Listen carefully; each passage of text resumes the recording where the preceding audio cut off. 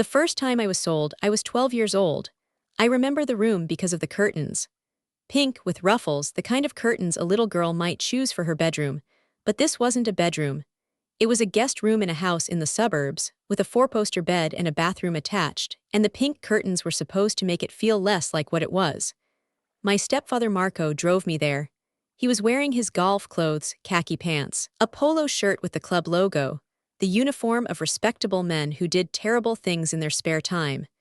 He held my hand as we walked to the door, the way he had held it at my mother's funeral 6 months before, the way he had held it when he told me I was special and beautiful and worth more than I knew. "These are important men," he said at the door. His voice was warm, paternal, the voice of a man who had been my only parent for half a year. "They appreciate beauty, they appreciate discretion, and they pay very well for both." I didn't understand. I was 12. I understood that my mother was dead, that Marco had taken me in, that I was supposed to be grateful. I understood that we needed money. He told me that often, how expensive I was, how much he sacrificed for me. I didn't understand that I was the solution to his cash flow problem. The man who opened the door was maybe 50, with a wedding ring and a smile that didn't reach his eyes. He looked at me the way you look at a menu, assessing, deciding. "Marco," he said, "you weren't lying. She's lovely." "She's lovely," Marco agreed, "and she's obedient."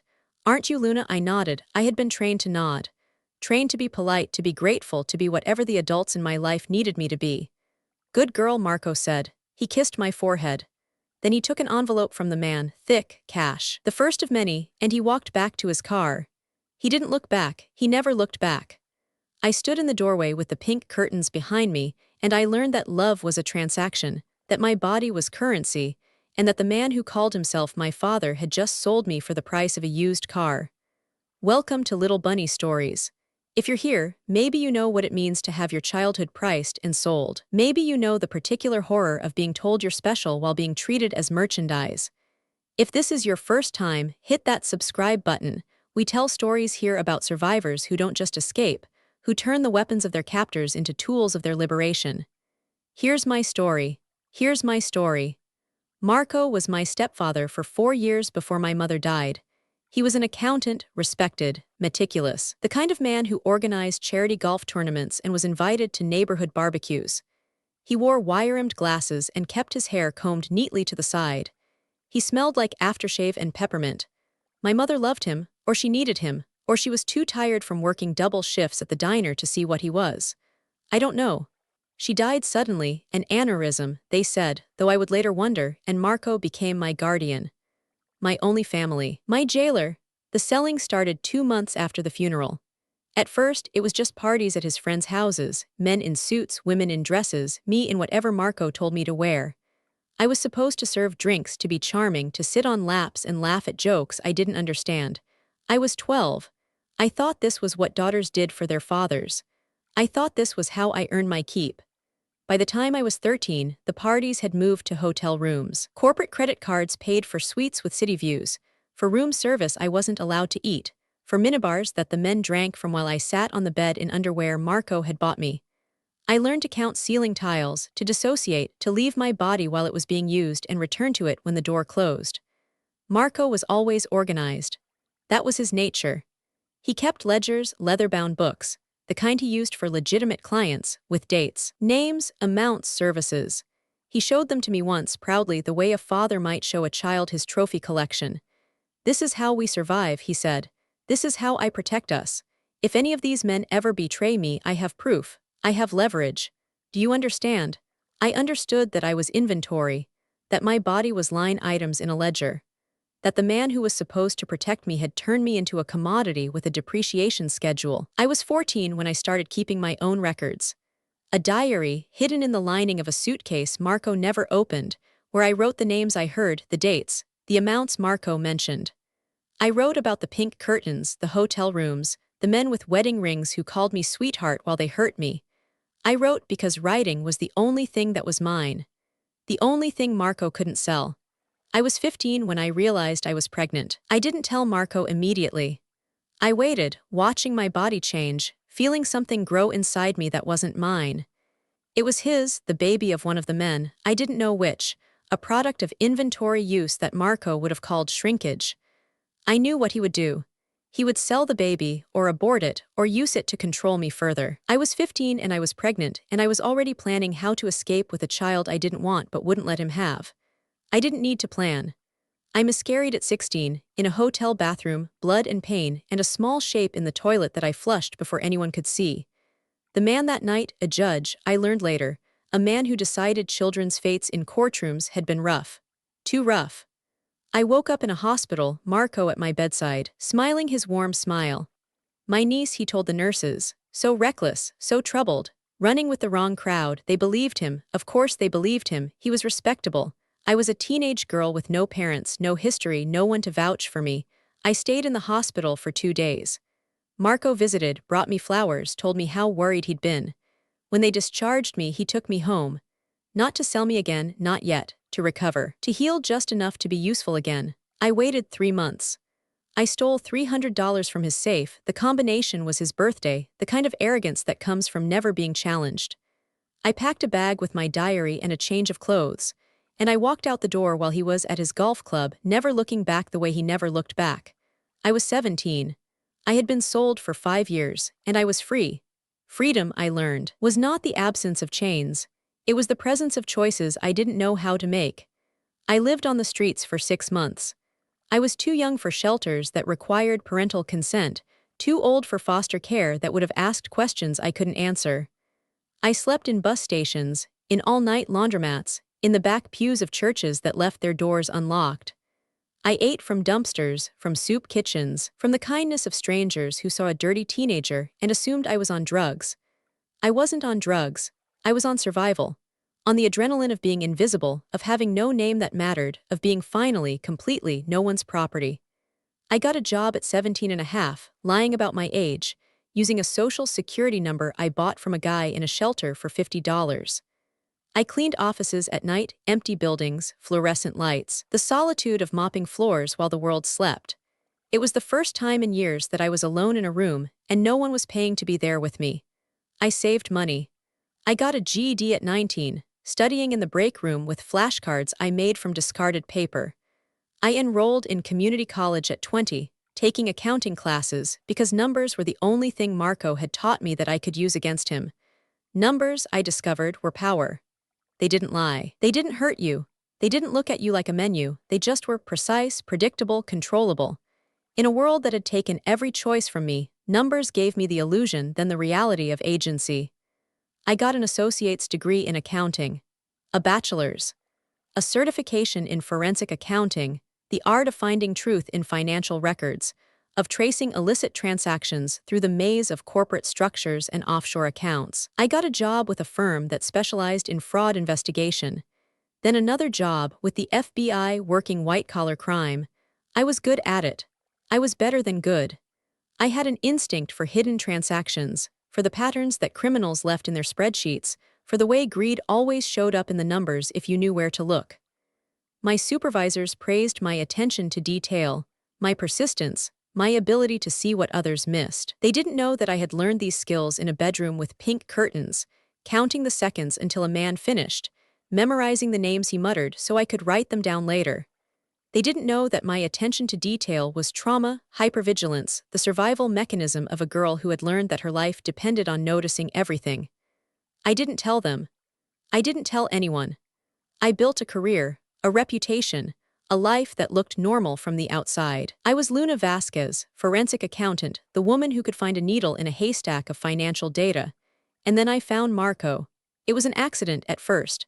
I was working a case unrelated, a Ponzi scheme run by a real estate developer, when a name popped up in the transaction records. Marco Vasquez, CPA, listed as a consultant for a non-profit organization called Youth Forward Initiative. I stared at the screen. I checked the date of birth, the social security number, the address. It was him. Older, of course, he would be in his 60s now, but the same man, the same meticulous records, the same respectable facade. I dug deeper. Youth Forward Initiative was a nonprofit that claimed to help at-risk youth, runaways, foster children, kids from broken homes. It received government grants, private donations, corporate sponsorships. And it spent money on mentorship programs, housing assistance, educational retreats. The retreats were held at hotels. The mentorship programs involved private sessions with qualified counselors. The housing assistance went to group homes that didn't appear in any registry I could find. I knew the pattern. I had lived the pattern. Marco had evolved, upgraded his operation, wrapped it in the legitimacy of nonprofit status. But underneath it was the same. The same inventory, the same customers, the same ledgers. I requested the nonprofit's financial records through official channels. I compared them to Marco's personal accounts. I found the discrepancies, the administrative fees that matched hotel charges, the program expenses that coincided with dates I recognized from my own diary 20 years ago. The man was a creature of habit. He used the same hotels, the same credit cards, the same accounting tricks, and he still kept records. Meticulous, precise, contemptuous in their detail. I didn't go to the police. Not directly. I knew from experience that trafficking cases were hard to prosecute, that victims were reluctant to testify, that men like Marco had lawyers and connections, and the ability to delay justice until it died of old age. But I knew something else. I knew that the IRS didn't care about trauma. I knew that the FBI's Financial Crimes Unit had a 95% conviction rate. I knew that money laundering, tax evasion, and charity fraud were crimes that respectable men went to prison for, even when the sexual exploitation of children was dismissed as he said, she said. I built a case. Not as Luna Vasquez, survivor. As Luna Vasquez, forensic accountant. I traced every transaction for 20 years, the corporate credit cards, the offshore accounts, the shell companies that received consulting fees from Youth Forward. I mapped the network of donors, politicians who gave speeches at fundraisers, the judges who served on the board of directors. I found the ledgers. Not the leather books from my childhood. Marco had upgraded to encrypted files, cloud storage, the tools of modern business. But the content was the same: dates, names, amounts, services. The man had kept records of his crimes for 40 years, believing they protected him, never imagining they would become his prison. I compiled everything into a report. 200 pages, with appendices, exhibits, financial forensics that would hold up in court. I submitted it anonymously to the IRS Criminal Investigation Division, with copies to the FBI's Financial Crimes Section and the Department of Justice's Child Exploitation and Obscenity Section. Then I waited. The arrest happened on a Tuesday. I was there. I had taken the day off, rented a car, parked across the street from Marco's office, a suite in a professional building, his name on the door in gold letters. I watched from behind sunglasses as the agents arrived, IRS in the lead, FBI behind them, the coordinated takedown of a man who had never imagined that numbers could betray him. They brought him out in handcuffs. He was 6'3", still neatly combed, still wearing wire-rimmed glasses, still smelling like aftershave and peppermint. His face was pale, shocked, the expression of a man who had spent his life calculating risks and had never calculated this one. He saw me. Our eyes met across the street, through the car window, across 22 years and 1,000 transactions. For a moment, he didn't recognize me. Then he did. I saw it, the flicker of memory, the dawning horror, the understanding that the girl in the pink curtains had become the woman with the ledger. I didn't smile. I didn't wave. I just looked at him, and I wrote the date in my notebook. October 14th. The same date, 22 years ago, that he had first sold me. The symmetry was accidental, or perhaps it wasn't. Perhaps the universe, like accounting, eventually balances its books. He was sentenced to 25 years. Not for what he did to me. The statute of limitations on the trafficking of a minor had expired, and I was not ready to testify publicly, to become Luna the victim instead of Luna the accountant. But for money laundering, tax evasion, wire fraud, and conspiracy to exploit a charitable organization, the financial crimes were enough. The ledgers spoke louder than any witness. The investigation didn't stop with Marco. The network unraveled politicians, businessmen, judges, the men with wedding rings who had paid for children in hotel rooms. Some were arrested. Some resigned. Some killed themselves before they could be charged. The Youth Forward initiative was dissolved, its board members disgraced, its funding frozen. I watched it all from a distance. I didn't give interviews. I didn't write a book.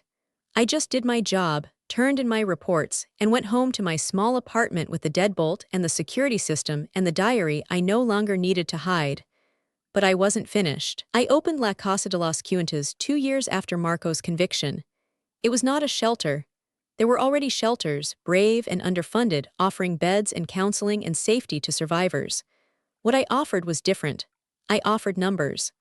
I offered the skills that had brought Marco down, taught to women who had been inventory, who had been line items, who had learned to fear mathematics because it had been used to price their bodies.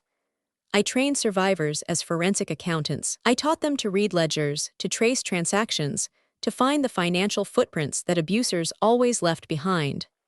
I taught them that numbers could be weapons, that the language of debit and credit could be the language of liberation, that the skills they learned in my classroom could put their abusers in prison. My first class had 6 women. A former trafficking victim from Nevada who had kept her own records, like me, and wanted to learn what they meant. A runaway from Florida who had worked in a massage parlor that laundered money through a nail salon chain. A foster child from Ohio who had been rented by her guardian and had memorized the PayPal accounts used to pay him. We met in a rented office above a community center, with secondhand computers and coffee from a drip machine. I taught them Excel, QuickBooks, the basics of financial forensics. I taught them to see patterns, to ask questions, to trust their instincts. I taught them that the hypervigilance that had kept them alive in bad situations could keep others alive in good ones. The program grew. 10 women, 20, 50. We partnered with law enforcement agencies, with victim advocacy organizations, with prosecutors who needed financial expertise to build cases against traffickers. My graduates went to work for the FBI, the IRS, local police departments, nonprofit investigators. They became the people who found the money, who followed the trail, who turned the ledgers of exploitation into evidence of crime. I kept my own ledger now. Not of sales, but of savings, of women rescued, of cases built, of abusers convicted. It was leather-bound like Marco's, but the contents were different. Dates of graduations, not transactions. Names of survivors who had become professionals, not customers. Amounts of restitution recovered, not prices paid for flesh. Marco wrote me once from prison, a letter forwarded through a lawyer asking for forgiveness, saying he had found God, saying he was sorry for any pain he may have caused. I didn't read past the first paragraph. I burned the letter in my kitchen sink, watching the paper curl and blacken, smelling the smoke that was cleaner than his words, not because I hated him. Hate was a luxury I couldn't afford, an emotion that took energy I needed for my students, my work, my life. I burned it because forgiveness was not mine to give, because the girl in the pink curtains was still inside me, still counting ceiling tiles, still waiting for the door to close. Because some debts could not be settled with words, only with time, and Marco's time was being spent in a cell, while mine was being spent building something he could never touch. I am Luna Vasquez. I am 34 years old. I was sold for 5 years by a man who called himself my father, who kept records of my abuse like a businessman tracking inventory, who believed that numbers would protect him from justice. He was wrong. Numbers don't protect anyone. They only record what happened. And the woman who learns to read them, who learns to trace the transactions, to follow the money, to turn the tools of exploitation into instruments of liberation, that woman is the most dangerous creature in any spreadsheet. If you are reading this and someone is using your body as currency, keeping records of your pain, telling you that you are worth only what others will pay, know this: your value is not in their ledger. It is in your survival, in your memory, in the skills you will build from the wreckage of what they took. And one day, if you choose, you will open their books. You will read their numbers. And you will write the ending they never expected. See you in the next story.